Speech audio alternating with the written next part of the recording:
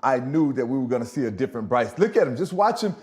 We've never seen Bryce Young look like this at any point. No matter how the game went, no matter how bad things may have gone, or no matter how good they were going, Bryce never changes his emotion. But to see that face right there, I knew that he was going to come out and he was going to perform at a high level and he was going to have a great game. The Carolina Panthers' rise to becoming a playoff contender really came out of nowhere. This was a team over the last few years that really struggled in almost every phase of the game. It felt like this franchise was almost sort of giving up on the Bryce Young experiment, but then out of nowhere, things started clicking, and this team started winning games. They just swept the Atlanta Falcons for the first time since 2013. I don't even think the Panthers fan base themselves would have told you that this would be a 6-5 team through week 11 just a few months ago. Last season, the Panthers had little direction and were a 5-12 team. Obviously, they rotated around with starting quarterbacks. There was no system, no rhythm. It was a season flushed down the drain with a bottom 5 defense and a quarterback still looking for answers. Out of that little hope and direction, though, the Panthers made some moves over the offseason that really kind of set the stones in place to make strides forward. Obviously, everything was contingent on Bryce Young finally making a big leap, but they drafted Ted McMillan, they extended J.C. Horn, they signed Bobby Brown, Damian Lewis, Tommy Tremble, and Robert Hunt. The front office definitely did not stand still. They focused on the little things and putting together an actual roster rather than just a few big names to get the fan base talking, which we do see a lot across professional sports. The benefit that teams like the Carolina Panthers have in transition seasons like this one is that teams take a while to adjust to the fact that you are actually for real. I'm not saying in the NFL that other teams don't prepare and just overlook you, but still, psychologically it does take a lot for teams to adjust to your new brand of football, and I think we really saw that early on this season because the Panthers started out the season 0-2. They did not look like a team that was going to make any strides forward. They kind of looked like the same team as last year. They got exposed by the Jags and Trevor Lawrence and did not play well against Arizona, but then the shift happened. And if you eliminate those first 2 games, which I know you can't do, but if you look at things from a more narrow perspective, over the last 9, the Panthers are 6-3. This is no longer that same old pushover team that everyone is used to. This is a team that is hungry, is talented, and is ready to make noise late in the season. Bryce Young really has reinvented himself. Over the last 2 years, he has dealt with a lot of criticism, and that can be tough on you mentally because at the end of the day, NFL players are still human beings and they feel things, and he also dealt with injury after injury. Until now, we have not really seen him fully healthy and back to being himself.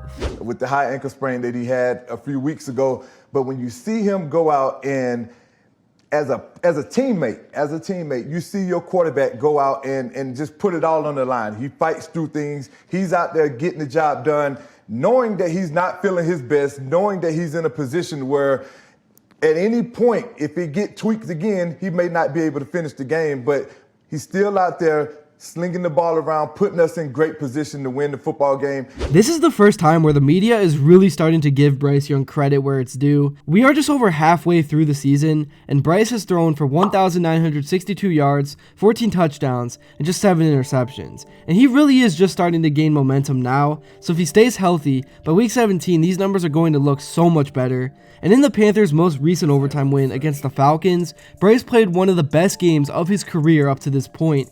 He was 31 for 45, he threw 3 touchdowns and had 0 turnovers, and he had a 123.2 rating, which just says it all. Now moving on from quarterback, the Panthers' offensive line is the true most important part of this turnaround.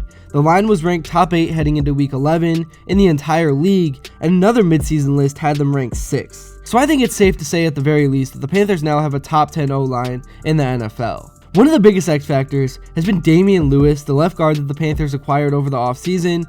He has a 90.4 PFF score, ranking 4th in the league at the position, and Lewis is particularly dominant in the run game and has dramatically cut down on pressures allowed. And Robert Hunt also has been a huge addition coming over from Miami. He has been a reliable pass protector and absolute mauler in gap run concepts. His ability to get to the second level and drive interior defenders makes him vital for the ground game's efficiency. And then for the skill position players, the biggest weapon this offense has been Ted McMillan. He was taken 8th overall and really was one of the most slept on players coming out of college in terms of national media coverage. It doesn't matter where he is lined up. If a play has time to develop, he is going to get open at some point, and his numbers tell the whole story. Through 11 weeks, He has 748 receiving yards and 4 touchdowns with an average of 13.9 yards per catch. He had exactly the same number of catches, yards, and touchdowns inside the numbers and outside. Was that by design? Yes, just trying to move him around, trying to make sure that he doesn't get the hard down every play. And when I say the hard down, anytime you're in a 3-by-1 formation and he's the single side X, there's a lot of things that a defense can do. First and foremost, you can put your best corner over there to cover him. Secondly, you can cloud it with the safety over top. You can buzz the safety into the hook and have kind of a presence on the weak side. You can use the weak side linebacker to kind of stave off any type of in-breaker. So there's a lot of things that defenses can do when he's singled up. So the goal was to try to just continue to move him around in different spots, the number 3 spot, the number 2 spot, number 1 in a 2-by-2, number 1 in a 3-by-1, and just get him in different places. He's seeing different types of coverages and maybe try to get him a little access, knowing that we can also rely on him to win some one-on-ones out there, but that becomes a really difficult position for the receiver as you're trying to, protect all the angles of the cut for the receiver. So yeah, it really does seem like Dave Canales is doing everything he can to set McMillan up for success. He has been giving him different looks, trying to disguise him in different formations, while still giving him one-on-one opportunities. This offense has a new direction forward, and if the Panthers continue what they are doing, they are going to find themselves in any game. Now looking ahead, this coming week, the Panthers will play on prime time on Monday night against the 49ers. This easily will be the biggest game of the year for both teams. If the Panthers win, they will be 7-5. If the 49ers win, they will be 8-4. And I know I'm kind of just making the obvious clear here, but there is such a big difference between 7-5 and 6-6. If the Panthers really do want to make a playoff push, they have to win this game. But the main thing I'm looking for is to see that continued aggressiveness and fearlessness. I want to see a competitive game that goes down to the wire. The Panthers are traveling to San Francisco to take on the 49ers for Monday Night Football this week. You want to talk about the Panthers as they're coming off of their big win, and you want to talk about the Niners coming off their big win? I want to talk about Carolina's offense. I got to talk about Bryce Young. What do we want to see now, Trev? It's great that you do. Great that you do great things once. Do it again. You got to stack good weeks. If he can do that and stack good weeks throwing down the field, the Panthers can make a playoff push. Right? They got 2 games against the Bucs, who have been struggling lately. This is a massive game right here against a solid 49er team on the road, also in the playoff race. But Bryce Young last week, 92.2 passing grade on 10-plus yard throws. Through week 10, he had the 2nd worst passing grade in the league on these throws. So yeah, it has been quite the turnaround for the Carolina Panthers, and this video barely even scratches the surface on all that has happened throughout this rebuild. But I'm happy for Bryce Young, I'm happy for the fans, they deserve this. It's going to be fun to watch this team through the rest of the year.